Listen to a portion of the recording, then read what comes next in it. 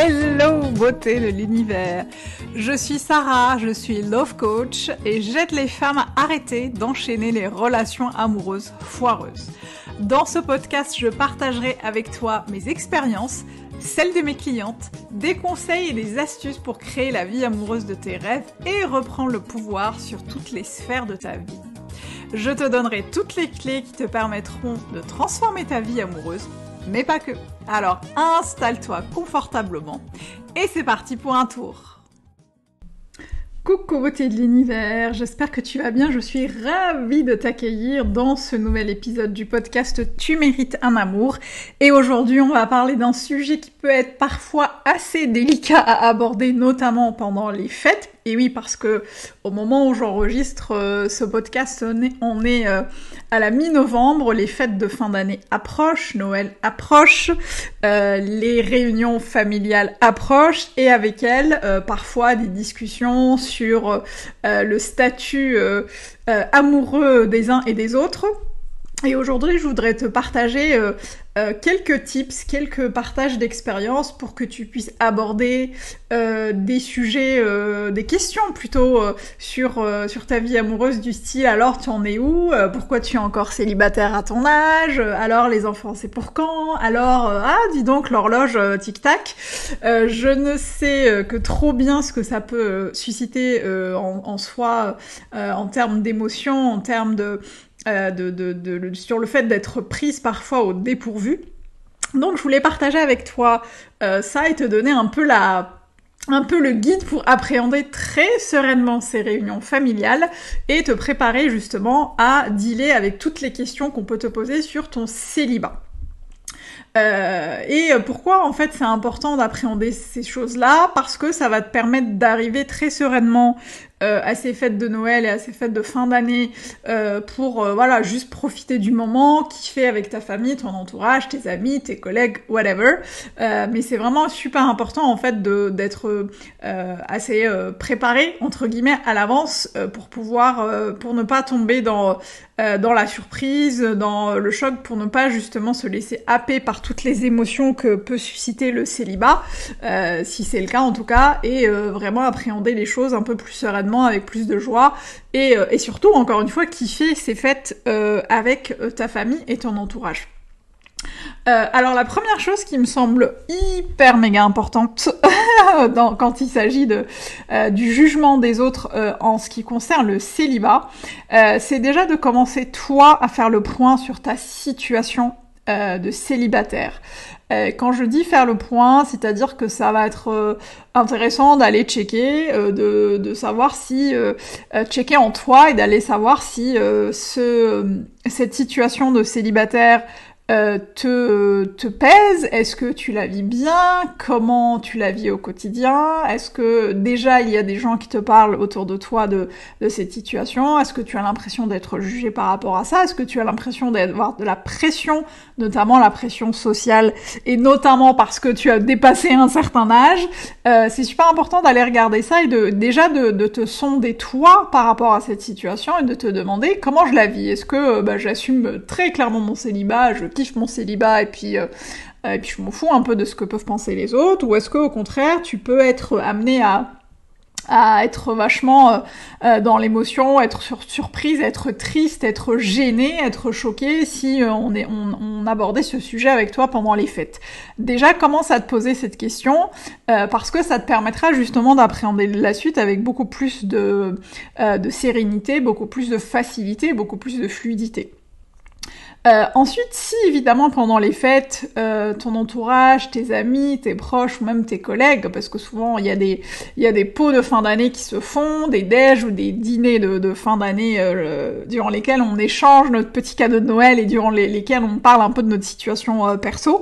Et du coup, si ça va dépendre aussi du type d'entourage que c'est. Si c'est ton entourage très proche, très bienveillant, avec qui tu t'entends très bien, qui te pose la question au sujet de ta situation de célibataire, de ta situation amoureuse, je crois que ça serait intéressant en fait de ne pas hésiter à parler de cette situation si tu en ressens l'envie, si ça ne te gêne pas, si ça ne crée pas de la confusion et un malaise chez toi, mais au contraire en parler, dire ce que ça suscite chez toi, voilà, est-ce que tu le vis mal, est-ce que tu l'assumes, est-ce que c'est quelque chose, c'est une situation que tu as envie de changer, comment tu es en train de mettre en place des choses pour la changer, ou au contraire, c'est ce que je disais tout à l'heure, c'est une situation que tu vis à 100%, que tu assumes à 100%, avec laquelle tu n'as aucun problème.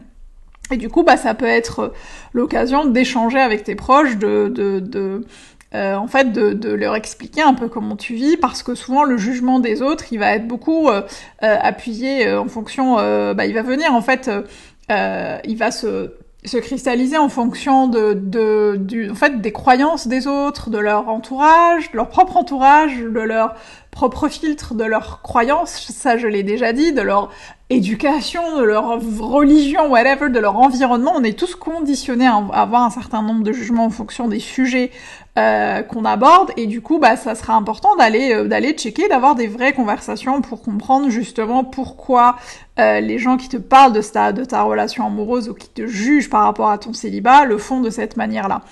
Moi je crois vraiment profondément au dialogue, surtout quand on est avec des gens bienveillants et des gens qui nous sont proches, d'aller vraiment parler de ça sans gêne. En tout cas, je t'invite à le faire si c'est quelque chose qui te parle, si c'est quelque chose qui résonne en toi, et que ça te, voilà, si ça te motive à le faire.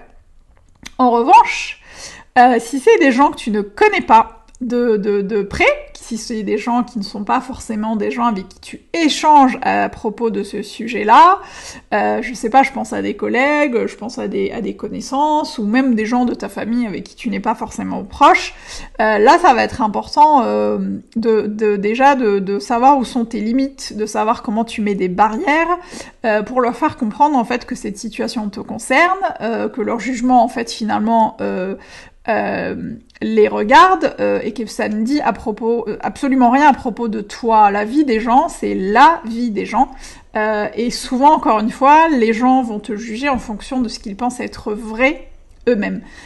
Donc ça va être important de leur faire comprendre que la situation te concerne, qu'ils n'ont pas à te juger, et de vraiment poser des limites. Et c'est pour ça que je te disais au tout début que ça va être important de toi faire le check, de faire un peu le bilan de comment tu te sens par rapport à cette situation.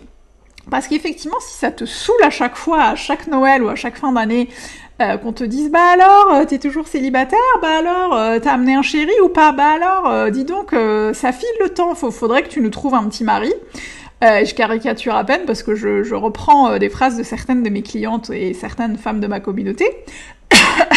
Et du coup, ça va être important, encore une fois, d'aller checker ce qui te gêne ou pas, et de poser des limites dès le début.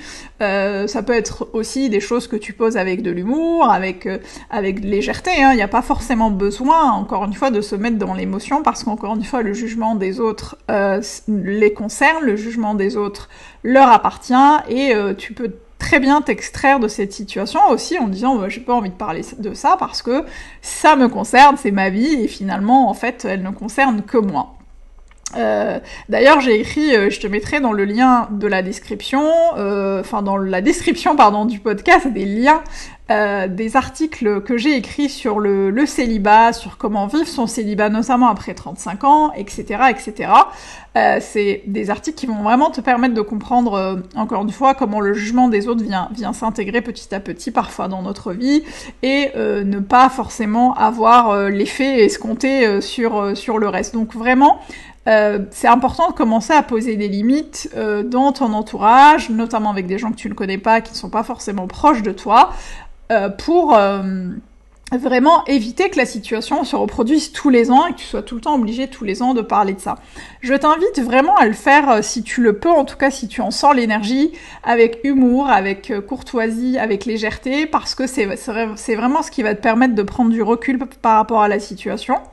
C'est ce qui va te permettre de prendre du recul par rapport aux émotions qui te traversent, et c'est ce qui va te permettre de poser des mots de manière consciente et de manière réfléchie. D'ailleurs, je ne sais pas si tu l'as vu passer sur les réseaux sociaux, mais on est en plein Black Friday au moment où j'enregistre, au moment où le podcast va sortir, et tu peux obtenir dès aujourd'hui 50% de réduction sur toute la boutique, et justement dans laquelle tu peux trouver un mini programme sur les 7 clés qui vont te permettre d'être plus forte émotionnellement, et mon love book, comment reprendre confiance en soi après une rupture amoureuse. 50% de réduction, et ça sera les rares fois où je les proposerai, parce que ces produits-là vont disparaître de la boutique à la fin de l'année, et ils seront remplacés par une offre plus globale très bientôt. Donc n'hésite pas à profiter de cette occasion. Pour faire tes petits achats sur la boutique, je te mettrai le lien dans la description du podcast.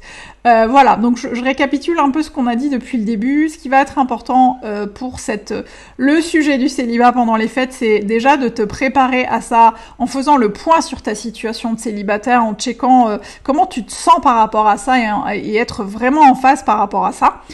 Et ensuite, soit en parler ouvertement aux gens qui sont proches de toi, qui sont bienveillants, et puis voilà, une fois qu'on en parle, une fois que c'est réglé, on passe à autre chose et on profite du moment. Et si c'est des gens que tu ne connais pas et à qui tu n'as pas forcément envie de parler de ça, eh bien déjà commencer à poser des limites et leur faire comprendre en fait que leur jugement leur regarde, que leur jugement les regarde, et leur jugement leur appartient, et que tu n'es pas forcément obligé d'en parler à chaque fois, à chaque année, à chaque Noël ou à chaque fête de fin d'année. J'espère que ce podcast t'aidera à cheminer juste avant les fêtes. N'hésite pas à le commenter ou à me mettre une petite note sympa ou 5 étoiles si la plateforme le permet. N'hésite pas à me dire s'il y a des choses justement que tu mets en place pour justement appréhender ce moment fatidique durant lequel on va te poser des questions sur ta vie de célibataire pendant les fêtes. Ça serait cool parce que du coup tu partagerais ça avec toutes les auditrices et pas téléspectatrices. Voilà, j'espère que ça va vraiment t'aider à appréhender ces fêtes de fin d'année. Moi je t'embrasse très très très fort. N'oublie pas, tu mérites tout un amour, et moins que ça tu prends pas. Et moi je te retrouve la semaine prochaine. Ciao.